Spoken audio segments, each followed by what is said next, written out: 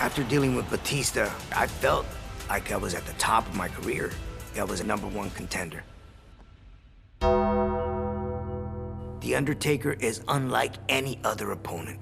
Rey Mysterio, your courage unquestionable, but make no mistake about it, I will show you no mercy. I went into the 2010 Royal Rumble fully believing in myself, confident that I could defeat him. At the Royal Rumble, you will suffer the same fate that everyone else has suffered when they have tried to make a name for themselves at my expense. Undertaker! I am not afraid. I am not like the rest. I knew I had the speed advantage, and that if I could maybe take out a leg or catch him with something unexpected, I had a chance. It's not just the size of the dog in the fight, but the size of the fight in the dog, right? Well, this dog had just found himself in the yard of the top dog, the Phenom. It would take everything I had to avoid ending the night resting in peace.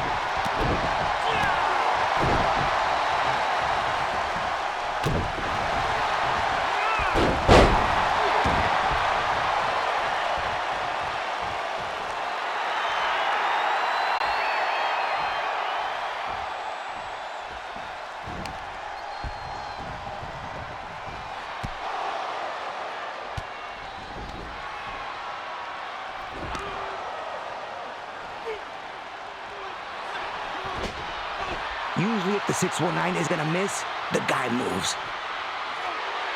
Taker set me up good here. Had me thinking I was fine. And then all of a sudden, he got me prepped up for the tombstone. Undertaker's ability to set traps in the middle of a match is without equal.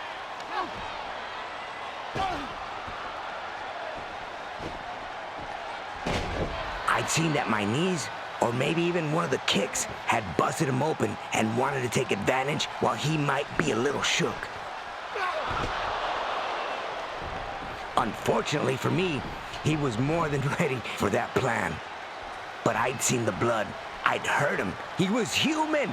And I knew if I just kept at it, I could win this match and become world heavyweight champion again. I just had to get back to my feet.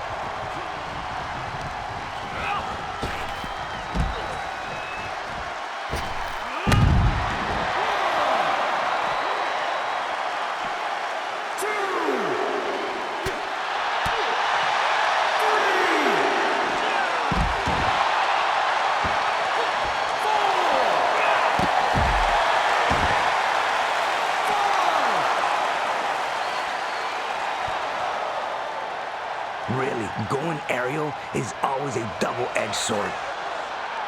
But it's a scary place when Taker's got you out on the floor. And he's setting you up for the last ride. And even though he just caught one of my dives, that moonsault, I had to keep trying. And I knew that moonsault was going to be money.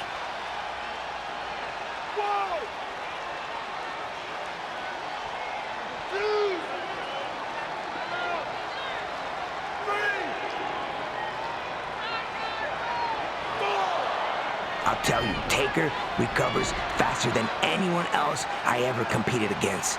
I figured the baseball slide would be the perfect follow-up to keep him reeling.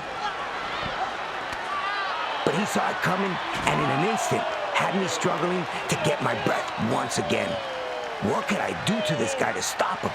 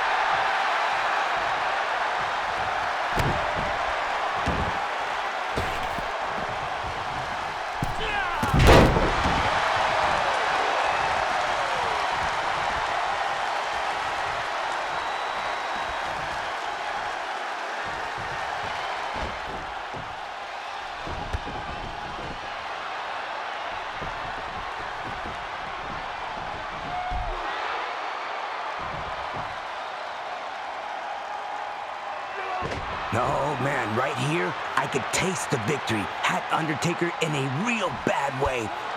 And knew it was just a matter of the finishing touches. But then, just like that, it all went south. And Undertaker did what he does best. And my name was added to the tombstone of all his victims. Coming so close to defeating him and having him just take it all away in an instant blink of an eye. After you compete with Undertaker, you gain a full appreciation for why he truly is the Phenom and forever will be. It wouldn't be the last time we compete, but it's one of my favorite matches, even if it didn't go my way that night.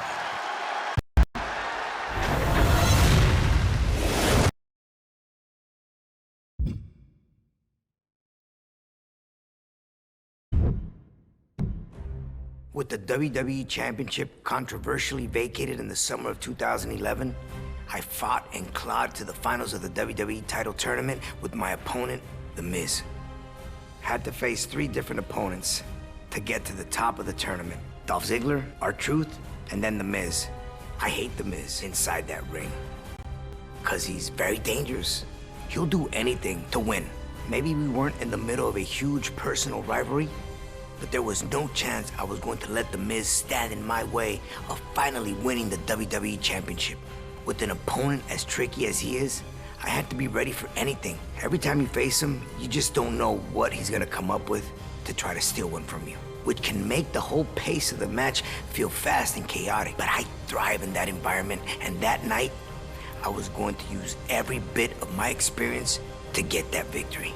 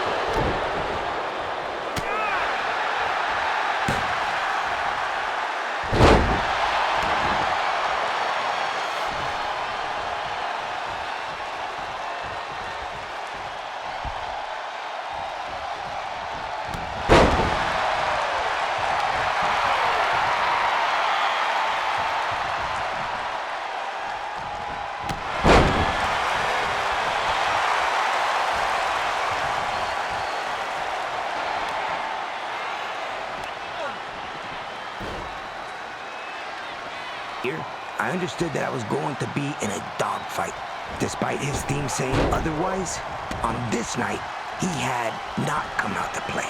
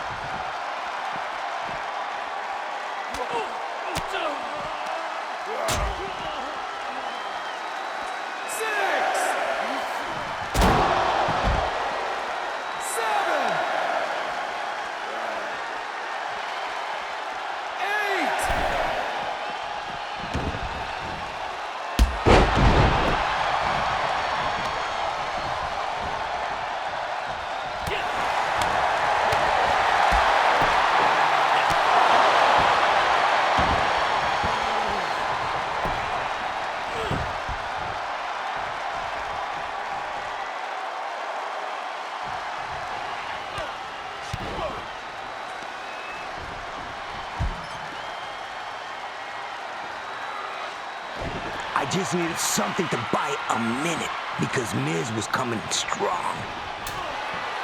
Thankfully, the ring post was right there when I needed it.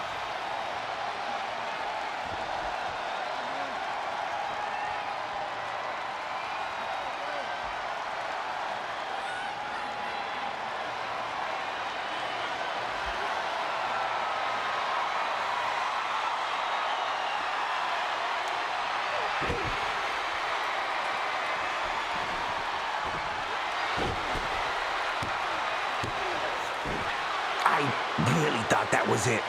Miz was hurt pretty bad. I was a little deflated when he kicked out, and I truly think I lost my focus there for a minute.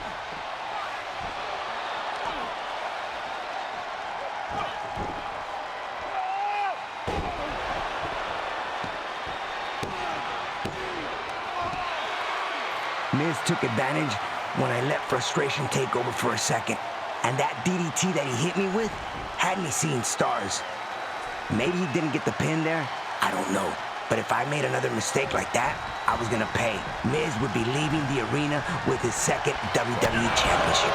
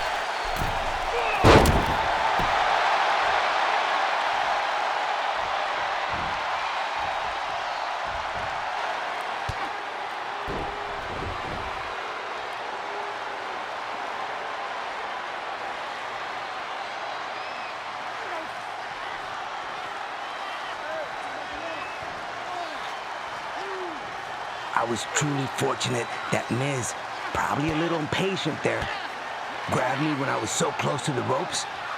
If I can't get my hand on the ropes, he probably ends this match right there. A costly mistake on his part.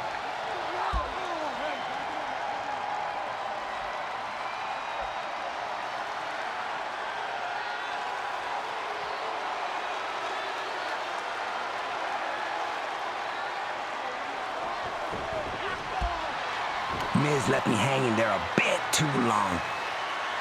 By the time he was charging, I saw him clearly and basically played possum. After the match we had, I didn't want to get ahead of myself. But man, when I saw him hit those ropes, I knew it was over. Then the 619 landed, and I saw he wasn't really moving at all as I climbed those ropes.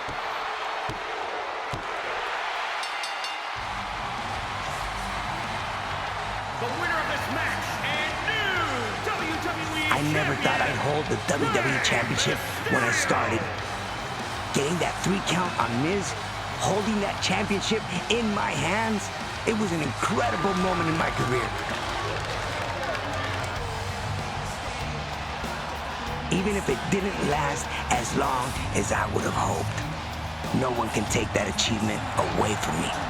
And without someone like The Miz to push me in that bout, I truly wouldn't know if it would have meant as much as it did.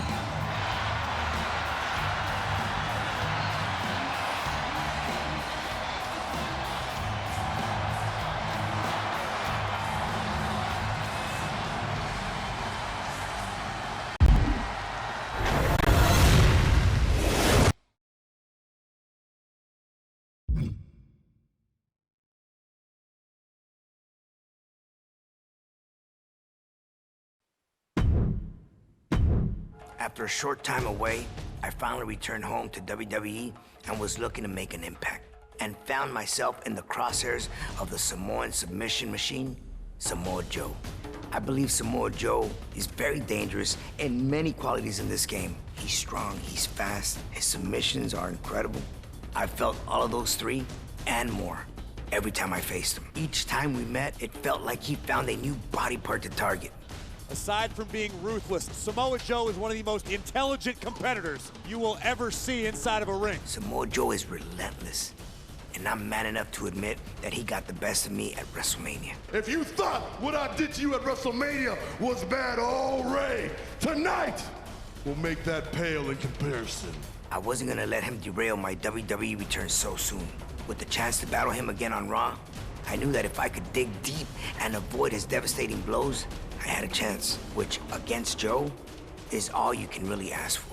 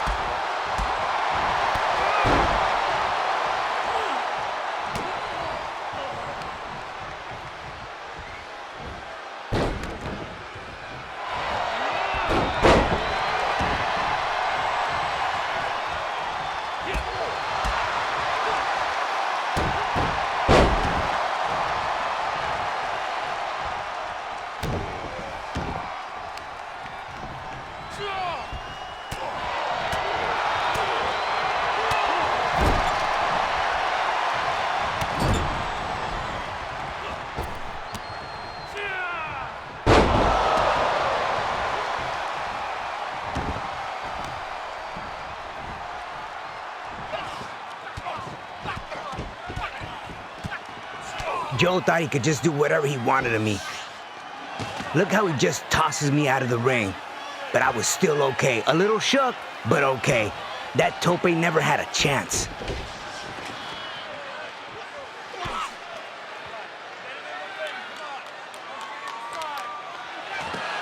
I was just happy he didn't catch me there.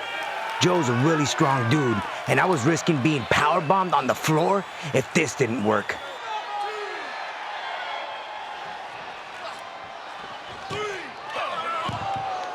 I definitely overestimated the damage I'd done to Joe at this point.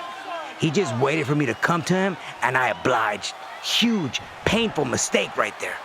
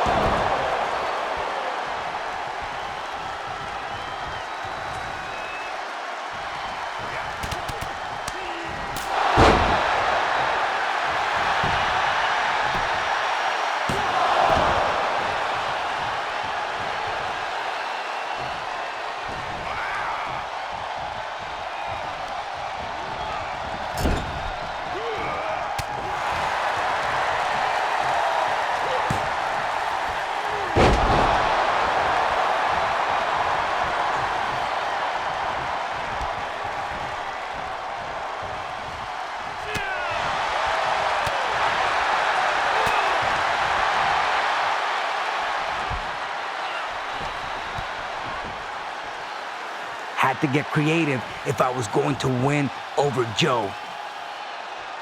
I hit him with stuff that he hadn't seen me do before. Just like that.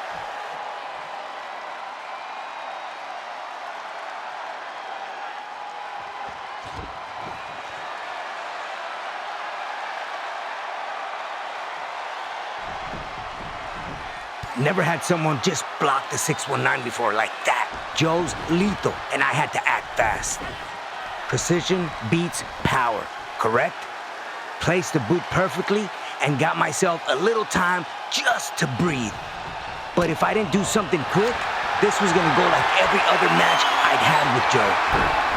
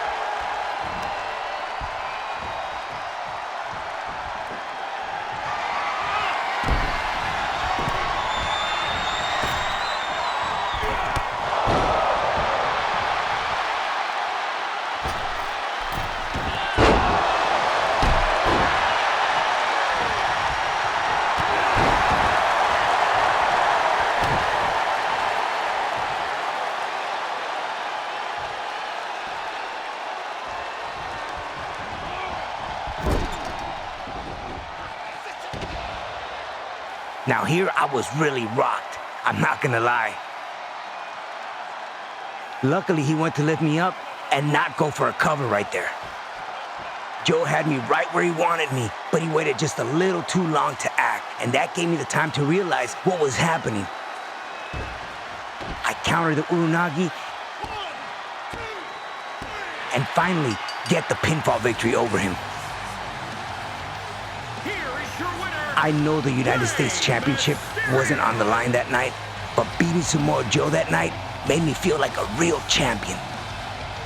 Joe made me realize immediately in my return that WWE hadn't gone any easier, and I'd had to be on my A game each and every night. He's an incredible opponent, and not too bad of a guy when he's not jumping you after you beat him for the US Championship, I guess.